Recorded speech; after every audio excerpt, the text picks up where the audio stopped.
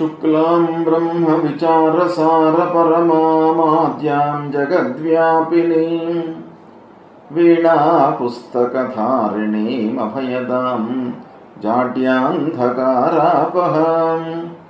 हस्ते स्फाटिकमालिकां विदधतीं पद्मासने संस्थितां वन्दे तां परमेश्वरीं भगवतीं बुद्धिप्रदां शारदां।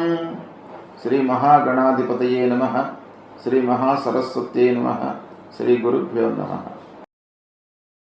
2024వ సంవత్సరం అక్టోబర్ మాసంలో మేషాది ద్వాదశ రాశుల వారికి గ్రహస్థితి మూలకంగా ఎలాంటి ఫలితాలు ఉంటాయి, గోచార ఫలితాలు ఎలా ఉన్నాయో తెలుసుకుందాం. 2024వ సంవత్సరం అక్టోబర్ మాసంలో మకర రాశిలో జన్మించినటువంటి వారికి గోచార ఫలితాలు ఎలా ఉంటాయో తెలుసుకుందాం.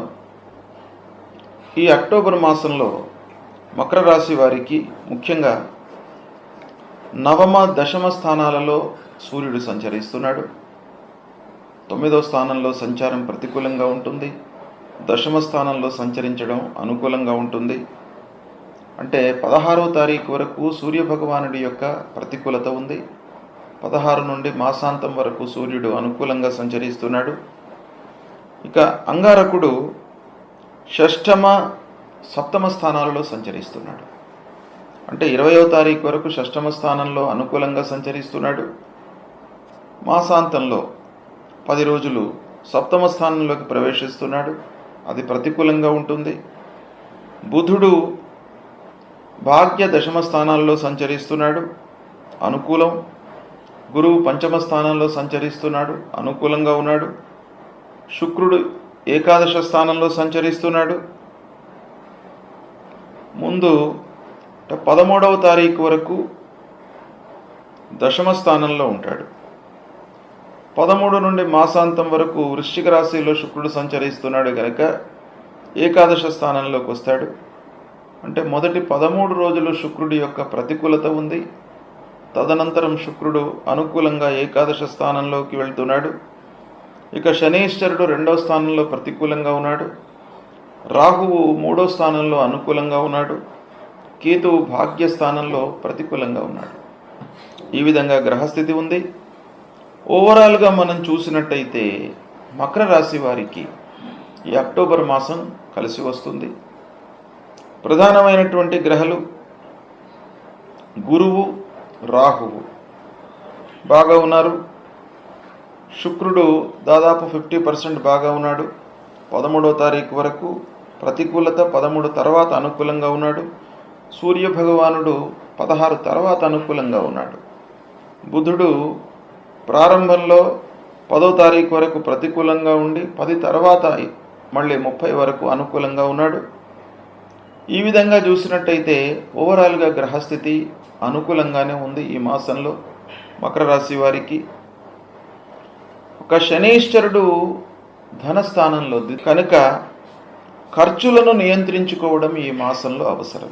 అనవసరమైనటువంటి ఖర్చులు ముందుకు వచ్చే అవకాశం గోచరిస్తుంది కనుక అయినంత మట్టుకు అనవసరమైనటువంటి ఖర్చులను అవాయిడ్ చేయండి. ఖర్చులు విషయం లోపల మనము కొంత మనసు నిలిపినట్టయితే, 1కి 2 సార్లు ఆలోచించినట్టయితే అనుకోకుండా మనము నియంత్రించగలుగుతాం ఖర్చులను. కొన్ని ఫోర్స్డ్గా ముందుకు వచ్చి ఉంటాయి, అవి ఎలా తప్పవు. కానీ అనవసరంగా ఖర్చులు కూడాను మనకు తెలియకుండా లేదా అనాలోచితంగా కొన్ని ఖర్చులు చేస్తుంటాం. కనుక ప్రతినిత్యము ఏం చేయాలి? ఖర్చుల నియంత్రణపై మనసు నిలపాలి అనంటే ప్రతినిత్యం రాత్రిపూట, అంటే దినము అయిన తర్వాత సాయంకాలం ఒక్కసారి మనము ఈరోజు ఏమేం ఖర్చు పెట్టాము, ఇందులో ఎంత అవసరం ఎంత అనవసరంవి అనేది ఒక్కసారి మనసు నిలిపినట్టయితే నెక్స్ట్ డేకు మళ్ళీ అది ఉపయోగపడుతుంది. ఈ విధంగా మీరు చేసినట్టయితే ఆటోమేటిక్గా మీరు ఖర్చులను నియంత్రించుకోగలుగుతారు. ఇక గురు భగవానుడు అనుకూలంగా ఉన్నాడు. పంచమ స్థానంలో గురువు కనుక ఇది ఈ మకర రాశిలో జన్మించినటువంటి వారి యొక్క పిల్లల విషయం ఆలోచించినట్టయితే వారికి మంచి చదువును మీరు అందించగలుగుతారు. మంచి స్థాయిలో వాళ్లను నిలపడానికై ప్రయత్నాలు చేస్తారు. అందులో మీరు ఉత్తీర్ణులవుతారు. కార్య సాఫల్యం బాగా కనబడుతుంది. ఇక పిల్లల వివాహాది శుభకార్యాల విషయంలో చేసేటువంటి ప్రయత్నాలు కూడాను బాగా కలిసి వస్తాయి. పిల్లల విషయంలో ఉద్యోగ ప్రయత్నం చేయడం కూడాను మీకు అనుకూలిస్తుంది. అంటే పిల్లలు మంచి ఉద్యోగంలో చేరడము, విద్యార్థులైతే మంచి సంస్థలలో చేరడము, ఇలా మకర రాశిలో జన్మించినటువంటి వారికి వారి పిల్లల విషయము ఈ మాసంలో బాగా అనుకూలిస్తుంది.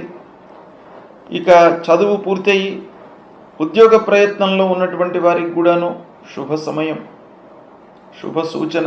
ఈ మాసం బాగా కలిసి వస్తుంది.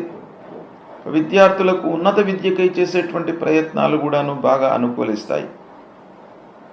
కొత్త ఉద్యోగంలో చేరే అవకాశాలు ఉన్నాయి. సంపాదన ప్రారంభమవుతుంది. ఇక అన్నదమ్ముల మధ్యన పూర్వం ఉన్నటువంటి వైషమ్యాలు, తగాదాలు, గ్యాప్ ఏదైతే ఉందో అది ఈ మాసంలో దూరం అవుతుంది. సయోధ్య ఏర్పడేటువంటి అవకాశం బాగా ఉంది. స్నేహపూర్వక వాతావరణం డెవలప్ అవుతుంది. కలిసి పనులు చేస్తారు, కలిసి చర్చిస్తారు. కనుక అన్నదమ్ములు, జ్ఞాతులు, దగ్గర వాళ్ళ విషయంలో ఈ మాసం మీకు బాగా కలిసి వస్తుంది. ఇక వ్యాపారస్తులకు అనుకూలమైనటువంటి మాసం. వ్యాపారస్తులు ఈ మాసంలో మంచి నిర్ణయాలు తీసుకుంటారు, ఒప్పందాలు చేసుకుంటారు. ఆర్థిక లావాదేవీలు ఒక పక్కన కొంత ఇబ్బందికరంగా ఉన్నప్పటికీ వ్యాపారంలో మట్టుకు ముందుకు సాగుతారు. కోర్టు కేసుల్లో అనుకూలమైనటువంటి తీర్పులు గోచరిస్తున్నాయి. ఇంటి వాతావరణం మీకు చాలా సంతృప్తిని కలిగిస్తుంది. భార్య, పిల్లలు, కుటుంబ పెద్దలతో మీరు అనుకూలంగా ఉంటారు. ఇంటికి కావలసినటువంటి వస్త్ర వస్తువులను కొనుగోలు చేయడంపై మనసు నిలుపుతారు. కొంత ఆర్థిక సమస్య మూలకంగా కొంత ఆలస్యం జరిగినప్పటికీ కావలసినటువంటి వస్తువులను కొనుగోలు చేస్తారు. ఇంటి వాళ్ళందరినీ కూడాను సంతృప్తిగా ఉంచుతారు. ప్రయాణాలు మీకు బాగా కలిసి వస్తాయి. ప్రయాణాల మూలకంగా కొత్త ఒప్పందాలు చేసుకోవడము వ్యాపారస్తులకు, లేదా పూర్వము ఇచ్చినటువంటి డబ్బులు ఆ విషయంలో మీరు ప్రయాణాలు చేయడం మూలకంగా కొంత కలిసి వస్తుంది. ఇక అనవసరమైనటువంటి ఆలోచనలను మట్టుకు ఈ మాసంలో మీరు పక్కన పెట్టండి. వృధా ఆలోచనలు అంటే కేవలము ఆలోచన మట్టుకే మీరు చేసినట్టయితే మనిషి డిప్రెషన్లోకి వెళ్తాడు. ఆలోచించాలి. ఆలోచించినటువంటి విషయాన్ని ఇమ్మీడియట్గా మనం ఇంప్లిమెంట్ చేయాలి. అప్పుడు మీకు ఫలితం అనేటువంటిది కనబడుతుంది. కేవలం ఆలోచించి మనం గమ్మన కూర్చున్నట్టయితే దాని యొక్క ఆచరణ లేనట్టయితే మీకు ఉపయోగం లేదు ఆలోచనకి. కాబట్టి ఆలోచించండి. ఆలోచించినటువంటి విషయాన్ని ఇమ్మీడియట్గా ఆచరణలో పెట్టండి. ఇక ఆర్థిక పరిస్థితి మూలకంగా కొన్ని పనులు ఆలస్యంగా పూర్తి అవుతాయి. అయినప్పటికీ పనులు పూర్తి కావడంలో మీకు కొంతవరకు బాగానే ఉంది. ఖర్చులు ఫోర్స్డ్గా కొన్ని ఖర్చులు ముందుకు వచ్చే అవకాశాలు ఉన్నాయి. దాన్ని తగ్గించుకోండి. ఇక పనులు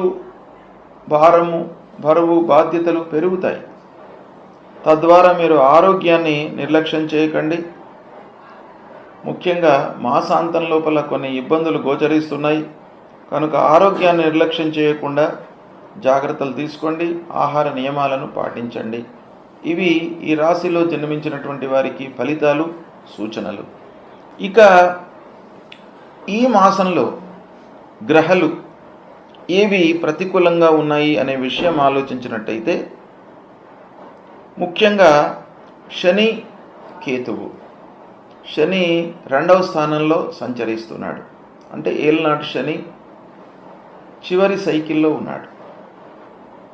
ద్వాదశ జన్మ ద్వితీయ స్థానాలు, ఈ 3 స్థానాలను కలిపి ఏలినాడు శని అంటాం. ద్వితీయ స్థానంలో సంచరిస్తున్నాడు. ద్వితీయ స్థానంలో ఇంకా చివరికి వచ్చేస్తున్నాడు కనుక ఆ శని ప్రీత్యర్థమై శని మూలకంగా మనకు శ్రమ పెరుగుతుంది, బరువు బాధ్యతలు పెరుగుతాయి, ఫోర్స్డ్గా ఖర్చులు ముందుకు వస్తాయి. శ్రమించినా కూడాను దానికి సరిపడా ఫలితం రాకపోవడం మూలకంగా కొంత మానసిక ఇబ్బందులకు గురయ్యే అవకాశాలు ఉంటాయి.